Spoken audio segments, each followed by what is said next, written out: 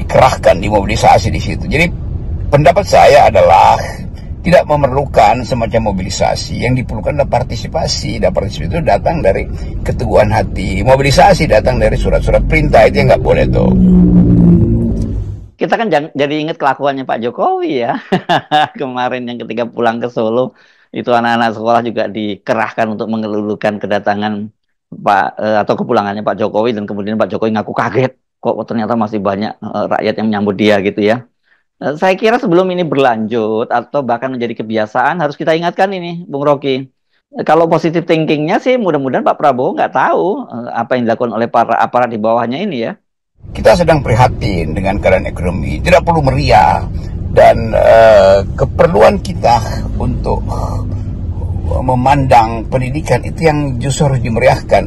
Jadi waktunya bisa habis nanti. Tiba-tiba setiap minggu anak-anak itu ada di jalan karena pejabat ini mau lewat, menteri ini mau lewat, bupati ini mau lewat, wali kota mau lewat tuh. Jadi kita mulai dengan satu pendisiplinan diri supaya betul-betul otentik keinginan kita untuk membantu pendidikan supaya tumbuhlah anak-anak itu di dalam pergaulan akademis sejak dari usia dini, dan jangan dimanfaatkan untuk sekedar memeriahkan jalan. Biarkan saja para pejabat itu lalu lalang, dan justru dalam kesederhanaan itu kita sama-sama mengerti tugas dari kita, yaitu mengasuh lembaga pendidikan, menyebabkan atau memungkinkan anak-anak ini memeriahkan dirinya sendiri dalam permainan dengan teman-teman sebaya tuh.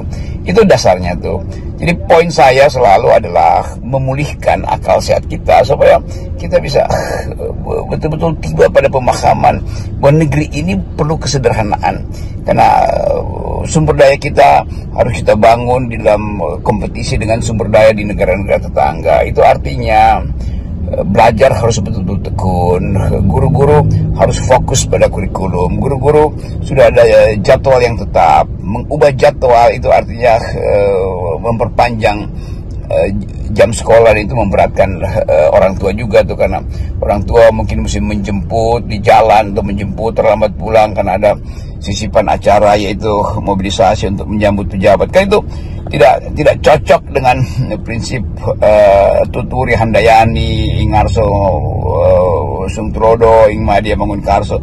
Kan hidup di dalam dunia pendidikan dasar terutama itu harus memungkinkan anak-anak itu percaya diri. Nah, percaya diri itu dilatih melalui pergaulan yang sifatnya egaliter. Begitu di komando maka hilang kepercayaan diri itu, anak-anak nanti akan tunggu komando lagi itu. Jadi kita mau pastikan bahwa semua pejabat dan aparatur negara itu tidak boleh memobilisasi anak-anak ini hanya untuk satu upacara yang sifatnya seremonial.